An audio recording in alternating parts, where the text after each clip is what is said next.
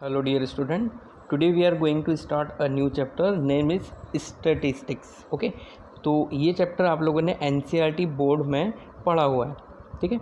तो ये जो चैप्टर है, इस चैप्टर को जेई में जब मैं यहाँ स्टार्ट कर रहा हूँ तो इस लेक्चर को देखने के साथ ही तुम लोग जो NCERT में तुम लोगों ने जो फार्मूला पढ़ा है एक बार उसका रिवीजन कर लेना।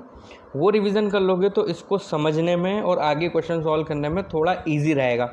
वैसे भी इजी रहेगा बट और ज़्यादा तुम लोगों को कंफर्टेबल फील होगा, क्योंकि ये चैप्टर और इसके अलावा जो हम लोगों ने एक चैप्टर पढ़ा था मैथमेटिकली रीजनिंग या पढ़ेंगे, तो मैथमेटिकली रीजनिंग और स्टैटिस्टिक्स और सेट रिलेशन ये ऐसे चैप्टर्स हैं जो सिर्फ जेई मेंस में आते हैं। ये वो चैप्टर है जो जेई एडवांस में नहीं आते, स्पेसिफिकली ये सिर्फ जेई मेंस के टॉपिक हैं। जब 30 क्वेश्चन आया करते थे पर सब्जेक्ट, तब इस टॉपिक का स्टैटिस्टिक्स, मैथमेटिकल रीजनिंग, इनका एक एक क्वेश्चन तो आता ही था पेपर के अंदर, ठीक है। अभी क्या हो रहा है, 95% चांस है कि इस टॉपिक में से क्वेश्चन आएगा। अगर इस चैप्टर में से क्वेश्चन आता है तो ये चैप्टर और मैथमेटिकली रीजनिंग चैप्टर तो बहुत ही आसान है। उसमें तो सिर्फ 5 या 10 मिनट हमें एंड और इम्प्लाइज और डबल इम्प्लाइज का मीनिंग समझना है और देखना है एक वैल्यू। जैसे कि एंड के अंदर हमें देखा था कि दोनों टी होने पे ही टी, और के केस में दोनों एफ होने पे ही एफ, और इम्प्लाइज के केस में टी एफ होने पे ही एफ, बाकी जगह टी। इसी तरीके से डबल इम्प्लाइज में सेम होने पर दोनों ट्रू या दोनों फॉल्स होने पे ही ट्रू लिखते हैं, अदरवाइज फॉल्स लिखते हैं। तो ये 4 बातें अगर हमें पता है, कन्वर्स, इन्वर्स और कॉन्ट्रापॉजिटिव, तो हम लोग सारे क्वेश्चन सॉल्व कर सकते हैं। तो इसके अंदर भी वो कुछ बातें हैं जो हमें ध्यान रखनी है और उसी के बेसिस पे हम लोग स्टैटिस्टिक्स के क्वेश्चन सॉल्व कर सकते हैं। बट हमें इसके अंदर जो याद रखना है, जो फॉर्मूलाज हैं, वो थोड़े ज़्यादा हैं। तो कोशिश करना जैसे जैसे लेक्चर देखते जा रहे हो वैसे के वैसे ही नोट्स इसके प्रिपेयर करते रहो। तो देखो, इस चैप्टर का सबसे पहला जो स्टार्टिंग वाला हम लोगों का टॉपिक है वो है मेजरमेंट भी बोल सकते हो तुम, मेजरमेंट ऑफ सेंट्रल टेंडेंसी। इसको मैं डिफाइन कर देता हूँ, ये क्या होता है। एन एवरेज वैल्यू, या तो एवरेज वैल्यू नाम दो इसको, या फिर बोलो central value of a distribution is the value of variable which is representative of the entire distribution. This representative value are called the measure of central tendency. Generally the following 5 measure of central tendency. तो जो central tendency है वो क्या होती है, जैसे कि suppose करो तुम लोग 50 स्टूडेंट्स हो क्लास के अंदर, ठीक है, और तुम लोगों का एग्ज़ाम हुआ 20 मार्क्स का किसी सब्जेक्ट का। अब किसी के 10 मार्क्स आए, किसी के 15 मार्क्स आए, किसी के 17 मार्क्स आए, अलग अलग बच्चों के अलग अलग मार्क्स आए। अब देखो, मार्क्स सबके अलग अलग है, पर जैसे कि सपोज़ करो मैं तुम्हारा क्लास टीचर हूँ, मुझे कहीं बाहर जाके तुम्हारा ऑन एवरेज बताना है कि भाई इतना मेरा रिज़ल्ट रहा है। तो रिज़ल्ट जो है ना, जो मैं जब बाहर बताऊंगा तो मैं हर बच्चे का तो रिज़ल्ट बोलूँगा नहीं, मैं क्या बताऊंगा, तुम लोगों का एवरेज बताऊंगा। नॉर्मली हम एवरेज ही निकालते हैं। तो ये एवरेज जो वर्ड है ना, यही है मेजर ऑफ सेंट्रल टेंडेंसी। तो सिर्फ एवरेज ही नहीं होता है, एवरेज को हम लोग बोलते हैं यहाँ पर स्टैटिस्टिक्स के चैप्टर के अंदर जो शब्द है एवरेज को रिप्रेजेंट करने का, वो है अर्थमेटिक मीन। उसी तरीके से ज्योमेट्रिक मीन भी होता है, हार्मोनिक मीन भी होता है, मीडियन भी होता है और मॉड भी होता है। और मीन, मीडियन, मॉड ये तुम लोगों ने 10th क्लास के अंदर पढ़ा होगा। तो these are the terms which we can use as a measure of central tendency in this chapter. तो मेजर ऑफ सेंट्रल टेंडेंसी को यूज़ करने के लिए क्या क्या हम लोगों के पास वर्ड्स हैं, अगर हम इसको पहले पार्ट में डिवाइड कर लेते हैं कि भाई मैथमेटिकल एवरेज। तो एवरेज कितने टाइप के होते हैं, तो एवरेज अगर हम लोग देखें तो ये 3 तरीके से हम लोगों ने डिवाइड किए हैं। एक तो arithmetic mean, second geometric mean. हम लोगों ने एपीजीपी के अंदर ये वर्ड्स देखे थे, वही यहाँ पे यूज़ होंगे और वही फॉर्मूला है। फिर लास्ट क्या होगा इसके अंदर, हार्मोनिक मीन। यही सेंट्रल टेंडेंसी को हम दूसरे टाइप से भी रिप्रेजेंट कर सकते हैं, वो होता है पोजीशनल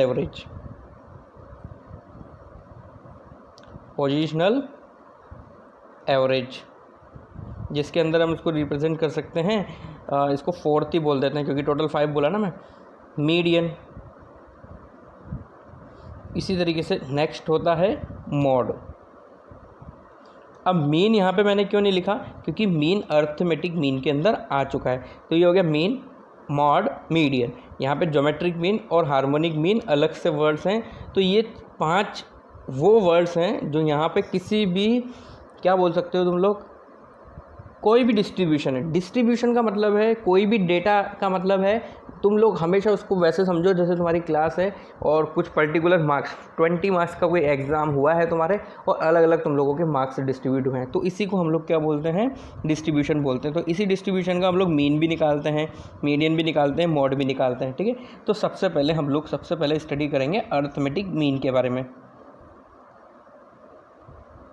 अर्थमेटिक मीन, तो अर्थमेटिक मीन कुछ और नहीं, बस एवरेज ही होता है। क्या होता है, एवरेज। तो जैसे कि 2 तरह के डेटा होते हैं, एक फ्रीक्वेंसी वाले डेटाज और अलग अलग बिना फ्रीक्वेंसी वाले डेटा। तो फर्स्ट हम लोग देख लेते हैं फॉर अनग्रुप्ड डेटा।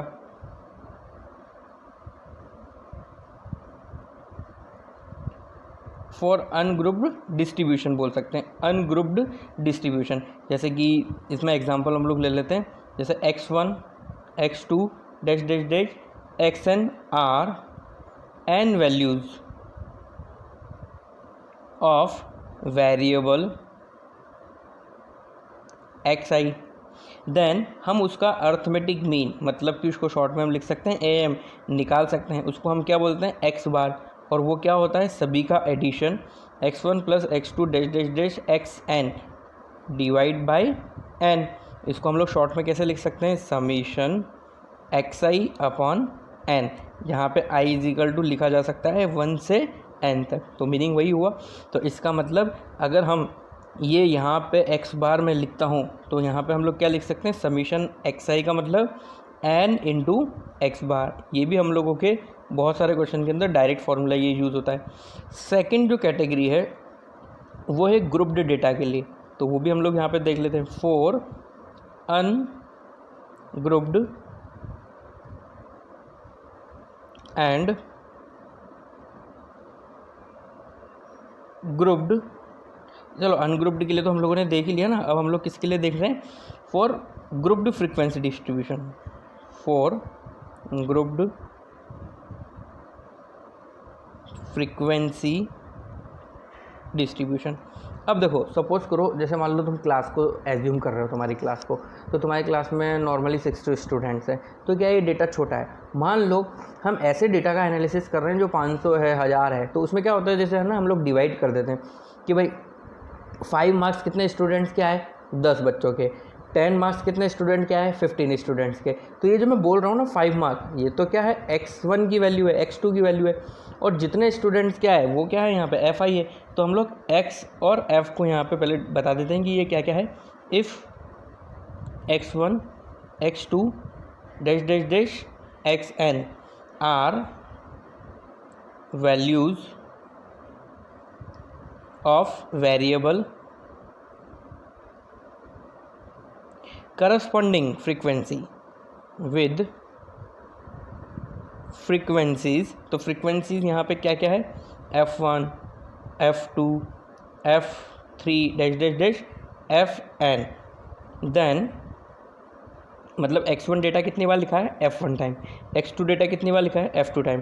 तो उसके लिए हम लोग यहाँ पे am कैलकुलेट कर सकते हैं। तो उसके लिए हम लोग यहाँ पे क्या यूज़ करते हैं, fi xi plus f2 x2 dash dash dash fn xn divide by total कितने हैं। अब टोटल कितने हैं तो वो f1 का ही एडिशन होगा, f1 plus f2 dash dash dash कहाँ तक, fn तक। अब इसको हम शॉर्ट में क्या लिख सकते हैं, समीशन fi xi, जहाँ पे i इज इक्वल टू क्या है, 1 से n divide by n। n तुम यहाँ पे बता सकते हो कि n क्या है, समीशन fi, ठीक है। जैसे कि मान लो 60 स्टूडेंट्स हैं, तो 10 बच्चों के इतने नंबर आए, 20 बच्चों के इतने नंबर आए, तो ये 10-20 जो है फ्रीक्वेंसी, इनको ऐड करेंगे तभी तो टोटल नंबर ऑफ स्टूडेंट मिलेगा हम लोगों को। अब जो हमने ये पढ़ा ना, इससे रिलेटेड हम एक एग्जांपल देख लेते हैं, तो क्या तुम्हें क्लियर होता जाएगा कि हम क्या पढ़ रहे हैं और उसको एग्जाम्पल में हम लोग किस तरीके से यूज़ कर सकते हैं। जैसे कि क्वेश्चन है, find the am of the following distribution. xi दिया हुआ है और fi दिया हुआ है, क्या क्या है, 5 8 11 14 एंड 17 और इनकी फ्रीक्वेंसी दी हुई है 4, 5, 6, 10 और 20 है ना। और हमें फाइंड करना है इनका अर्थमेटिक मीन। ठीक है, तो अर्थमेटिक फाइंड करने के लिए हम लोग यहाँ पे क्या यूज़ करेंगे, फॉर्मूला यूज़ करेंगे। तो AM फाइंड करने के लिए हम टोटल पहले फ्रीक्वेंसीज़ का एडिशन कर लेते हैं। तो ये क्या होता है, समीशन FI जो कि होगा 4 + 5 + 6 + 10 + 20। तो इन सबको ऐड करने पे हमारे पास कितना आ रहा है, 45 आ रहा है। इसी तरीके से हम लोग समीशन XI FI भी फाइंड कर लेते हैं। मतलब देखो ये कुल मिला के ये है कि जैसे ना 5 मार्क्स आए, मान लो है ना, ये मार्क्स हैं टोटल 45 स्टूडेंट है किसी क्लास के अंदर और 20 मार्क्स का एग्ज़ाम हुआ है।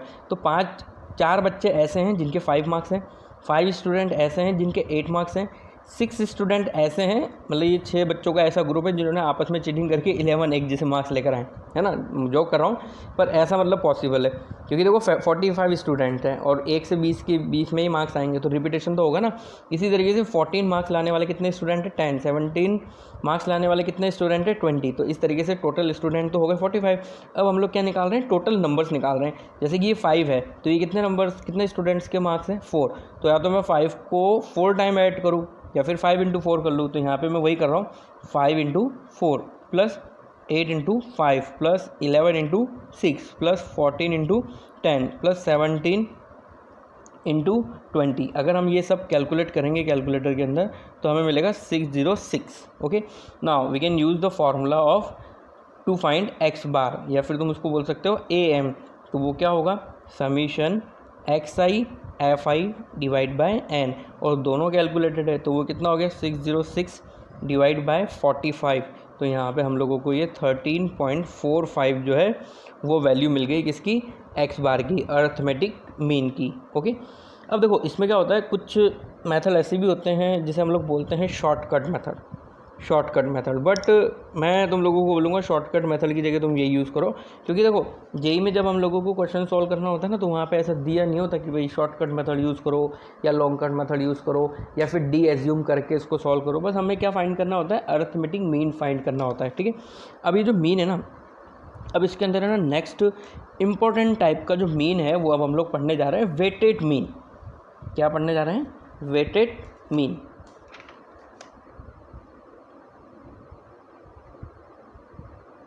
मतलब है ना एक स्टेप डेविएशन मेथड भी होता है और शॉर्ट मेथड भी होता है इसको फाइंड करने का।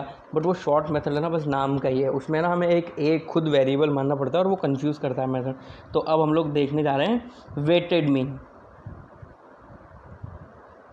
वेटेड मीन, अब वेटेड मीन क्या होता है भाई, है ना। तो इसके अंदर हम लोग देख लेते हैं, if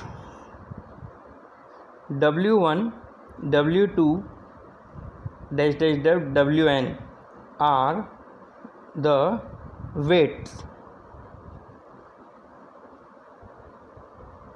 assigned to the values x1 x2 x3 xn respectively, then their weighted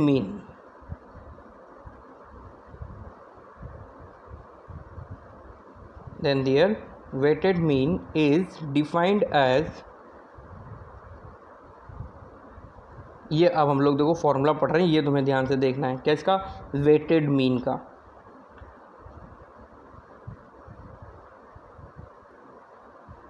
तो बिल्कुल जैसे FI था ना वैसे यहाँ पे W है, तो इसमें कोई अलग से कोई टेंशन लेने की ज़रूरत नहीं है। तो वेटेड मीन निकालने का क्या फॉर्मूला होगा, W1 x1 + W2 x2 -WN xn divide by W1 + W2 -WN। तो ये फार्मूला हम लोग कैसे लिख सकते हैं, समीशन WI XI, और I बराबर तुम्हें पता है 1 से N, डिवाइड बाई हम क्या लिख सकते हैं, समीशन WI, यहाँ पे वही I = 1 से N। अब फॉर्मूला देख के थोड़ा सा कन्फ्यूज़न हो सकता है, तो इससे रिलेटेड क्यों ना हम एक एग्जांपल देख लें, तो ये हमारा फॉर्मूला भी जो है अच्छे से रिवाइज हो जाएगा। जैसे कि मान लो किसी ने तुमसे क्वेश्चन पूछा, फाइंड द वेटेड मीन, मतलब है ना इसमें क्या होता है, ये जो वेटेड मीन है ना ये जो शब्द है इसका मीनिंग क्या होता है, इसको कैसे फाइंड करते हैं हमें पता ही होना चाहिए। जैसे कि क्वेश्चन के अंदर डायरेक्ट लिखा है फाइंड द वेटेड, तो देखो यहाँ पे यूज हो गया ना ये word, find the weighted mean of first and natural numbers when there, अब वेट क्या है, W1 W2 की वैल्यू क्या है वो बता रहा है ये, weights are equal to there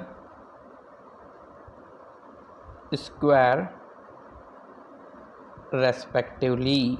ठीक है, तो इस क्वेश्चन को सॉल्व करते हैं हम लोग। तो यहाँ पे हमें क्या निकालना है, सबसे पहली बात वेटेड मीन किसका, फर्स्ट एंड नेचुरल नंबर्स का। ठीक है, और उनके जो वेटेड मीन्स हैं वो क्या है, उन्हीं के स्क्वायर हैं। तो देखो हम लोग निकाल सकते हैं, कोई दिक्कत नहीं है। यहाँ पे W मतलब वेटेड मीन। ठीक है, तो अगर मैं तुमसे यहाँ पे पूछूँ x1 x2 dash dash dash xn क्या है, तो वो क्या क्या है भाई, 1 2 3 डैश डैश डैश n। और अगर हम लोग यहाँ पे बात करें W1 W2 और Wn क्या है, तो इन्हीं के रेस्पेक्टिवली स्क्वायर, मतलब 1 का स्क्वायर 2 का स्क्वायर डैश डैश डैश कहाँ तक, n तक का स्क्वायर। तो अगर हम अभी जो हम लोगों ने फॉर्मूला पढ़ा वो यहाँ पे अप्लाई करेंगे तो वो कैसे होगा, 1 इंटू 1 का स्क्वायर प्लस 2 इंटू 2 का स्क्वायर प्लस 3 इंटू 3 का स्क्वायर, ऐसे कहाँ तक, n इंटू n का स्क्वायर तक।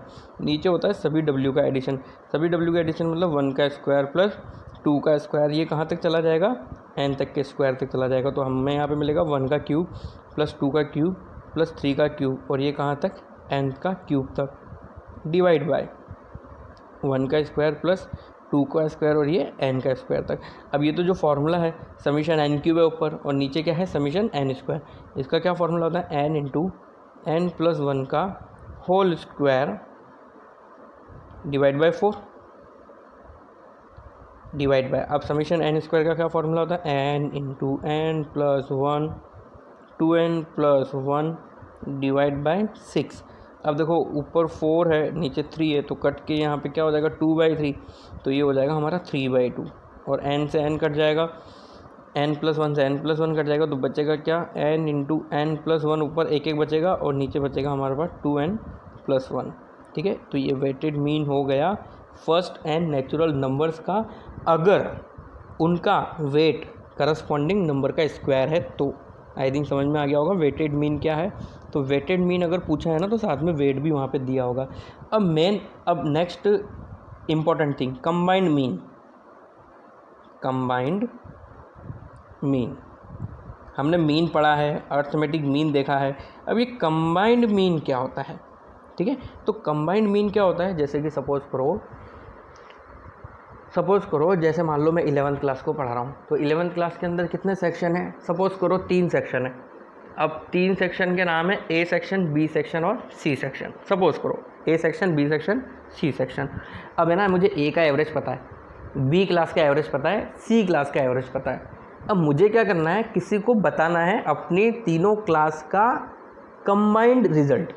तो मैं ऐसे नहीं बताऊंगा कि पहली क्लास का इतना एवरेज, दूसरी क्लास का इतना एवरेज, तीसरी क्लास का इतना एवरेज। मुझे क्या करना है, तीनों क्लास के अलग अलग एवरेज और अलग अलग रिजल्ट को एक ही रिजल्ट में कन्वर्ट करना है। समझ में आ रही बात। तो हम क्या कर रहे हैं, अलग अलग डेटा के रिजल्ट को, मीन को कंबाइंड कर रहे हैं, इसलिए उसको कंबाइंड मीन बोलते हैं हम लोग, है ना। तो कंबाइंड मीन के अंदर हम लोग देखो क्या देखेंगे, if x1 bar and x2 bar be the means of 2 groups।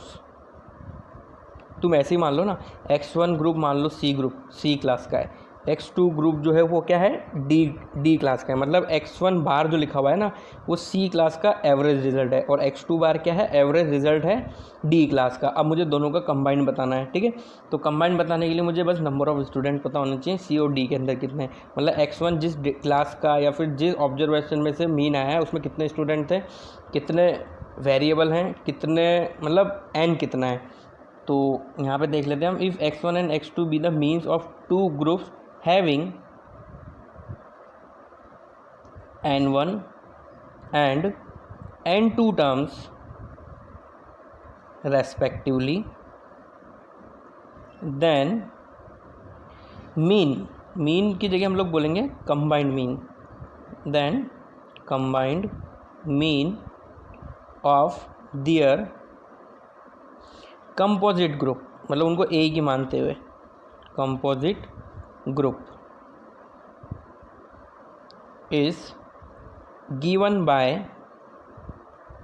अब देखो ये फॉर्मूला लिखने से पहले हमें एक बात पता होनी चाहिए, अगर मैं ये फॉर्मूला नहीं भी बताऊँ ना तो तुम मुझे कंबाइंड मीन बता सकते हो। जैसे कि मान लो 2 क्लास है, इसका एवरेज ये, इसका एवरेज ये है, और इसका एवरेज ये, इसका एवरेज ये। मान लो एवरेज नहीं दिए होते, हमें क्या दिए होते, पहली वाली क्लास के भी अलग अलग स्टूडेंट के मार्क्स दिए होते और दूसरी वाली क्लास के भी अलग अलग स्टूडेंट के मार्क्स दिए होते। तो हम क्या करते, अब हम 2 क्लास नहीं मानते, एक ही क्लास मानते। हम क्या करते हैं, पहली क्लास के सभी स्टूडेंट्स के नंबर्स का टोटल प्लस दूसरी क्लास के सभी स्टूडेंट्स के सभी नंबर्स का टोटल डिवाइड बाय क्या कर देते, N1 + N2, मतलब पहली क्लास में स्टूडेंट प्लस दूसरी क्लास में स्टूडेंट, वही करते। तो यहाँ पे भी कुछ ऐसा ही है। तो कंबाइंड मीन का फॉर्मूला होता है N1x1 बार। अब देखो N1x1 बार का मतलब क्या हुआ, पहले वाले ऑब्जर्वेशन का टोटल है ना ये, प्लस N2x2 बार, ये दूसरे वाले क्लास का ऑब्जर्वेशन है, डिवाइड बाय हम क्या लिख सकते हैं, टोटल नंबर। टोटल नंबर कैसे आएंगे, फर्स्ट ऑब्जर्वेशन और सेकंड ऑब्जर्वेशन के अंदर टोटल जितने हैं वो। वापस से समझो, N1 क्या है, जैसे मान लो फर्स्ट क्लास है, उसके अंदर 40 स्टूडेंट है और उनका एवरेज है 15। तो एवरेज का मतलब क्या होता है कि हमें हर बच्चे का 15 मार्क्स देखूं और मैं N1 से मल्टीप्लाई कर दूं, तो यहाँ से जो मुझे टोटल मिलेगा ये टोटल उसी के बराबर होगा जब हम सभी स्टूडेंट्स के आए हुए अलग अलग नंबर को ऐड करते हैं। तो ठीक है, तो ये फॉर्मूला हम एक क्वेश्चन के अंदर यूज़ करते हैं, तो तुम लोगों को क्लियरिटी आ जाएगी। ठीक है, ठीक है, तो एक क्वेश्चन सॉल्व करते हैं। The mean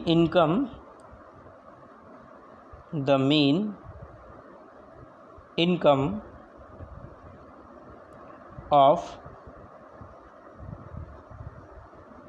person is 400 rupees and another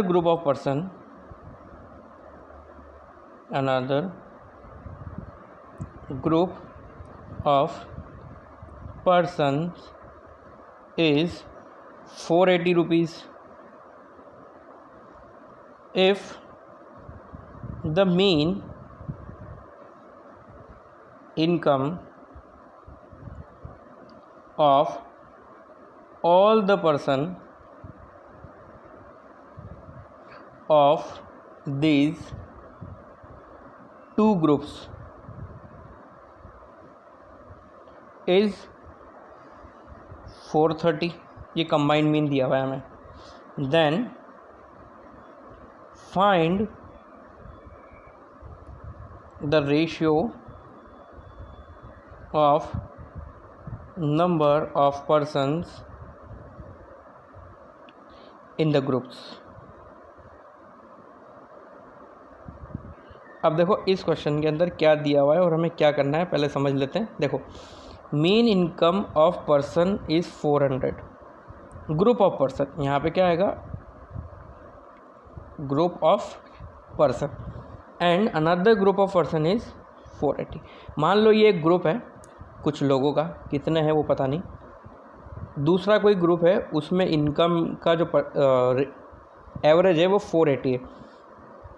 अगर मैं बात करूँ दोनों ग्रुप के कंबाइंड इनकम की तो वो है 430। तो अब हमें है ना यहाँ पे देखो, जो हमने अभी थोड़ी देर पहले एक फॉर्मूला पढ़ा था वो क्या था, x bar is equal to N1x1 bar plus N2x2 bar divide by N1 plus N2। तो इस क्वेश्चन के अंदर हमें बस N1 N2 ही नहीं दिया हुआ है, बस बाकी सब दिया हुआ है। हमें x दिया हुआ है 400, नहीं सॉरी x1 हमें 400 दिया हुआ है और x2 हमें कितना दिया हुआ है, 480 दिया हुआ है। कंबाइंड मीन इनका कितना है, 430 है। हमें N1 N2 नहीं दिया हुआ है, N1 N2 का रेशियो ही निकालना है। तो हम यहाँ पे यूज़ कर लेते हैं ये डेटा। तो क्या लिख सकते हैं इसको हम, 430 is equal to 400 N1 plus 480 N2 divide by N1 plus N2। अब इसको क्रॉस मल्टीप्लाई करेंगे और उसको सॉल्व करेंगे तो ऑटोमेटिकली हम लोगों को ऐसा कुछ मिलेगा, 3N1 is equal to 5 n2। तो यहाँ के बाद हम लोग n1/n2 निकाल पाएंगे, तो वो कितना आएगा 3/5। तो हम एग्जैक्टली नंबर ऑफ पर्सन नहीं निकाल सकते दोनों ग्रुप के अंदर, बट जितने भी मान लो 300 लोग हैं पहले ग्रुप में, तो दूसरे में कितने होंगे 500। 30 लोग हैं पहले ग्रुप में, तो दूसरे में कितने होंगे 50। तो मतलब हम बस उस यहाँ पे क्या निकाल सकते हैं, रेशियो निकाल सकते हैं, एग्जैक्ट नहीं पता हमें यहाँ पे।